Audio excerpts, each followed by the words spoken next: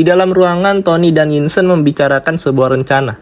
Yinsen mengatakan bahwa mereka adalah langganan pembeli senjata Stark Industry dan karya buatan Stark lah yang telah membunuh orang-orang tak bersalah. Yinsen pun meminta Tony untuk melakukan sebuah perlawanan untuk keluar dari sini. Dan akhirnya Tony mempunyai sebuah ide. Yinsen membantu Tony sebagai asistennya. Mereka berdua menuruti teroris untuk membuat Jericho. Namun ternyata yang mereka buat bukanlah Jericho, melainkan reaktor bertenaga 3 gigajoule per detik, yang nantinya akan Tony gunakan untuk mentenagai sebuah baju perang berlapis baja. Berminggu-minggu Tony dan Yinsen mengerjakan rancangannya, hingga akhirnya Ten Rings mengetahui bahwa Tony tak membuat Jericho. Ten Rings yang saat itu dipimpin oleh Raza menemui Tony. Raza meminta kejelasan tentang senjata yang dibuat Tony sangat berbeda dari Jericho. Tony langsung mengatakan bahwa ia akan menyelesaikan dengan cepat dan Tony diberikan sekiranya 20 jam untuk mengerjakan senjatanya.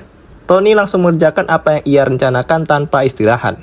Dan baju besinya kini sudah hampir jadi dan Tony mulai memakainya. Raza yang saat itu melihat CCTV tak melihat Tony di ruangannya. Ia lalu mengutus pasukannya untuk mengeceknya. Sementara itu Yinsen segera mengaktifkan reaktor ke baju besinya.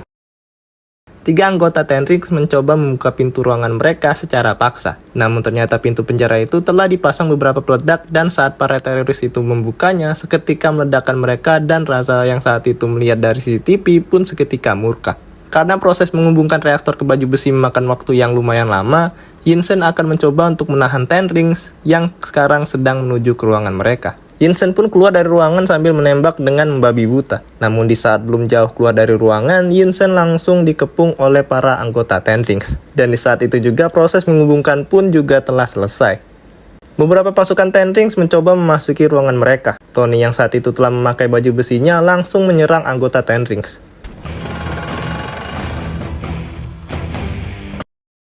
Di saat Tony telah sampai di pintu keluar, Raza mengadang dan menyerang Tony. Tony yang tidak tinggal diam pun menyerang balik. Setelah itu Tony menemukan Yinsen yang telah sekarat. Sebelum menghembuskan nafas terakhir, Yinsen mengatakan kepada Tony untuk jangan pernah menyia-nyiakan hidupnya. Dan setelah Yinsen meninggal, Tony langsung keluar dan langsung menyerang pasukan Ten Rings. My turn.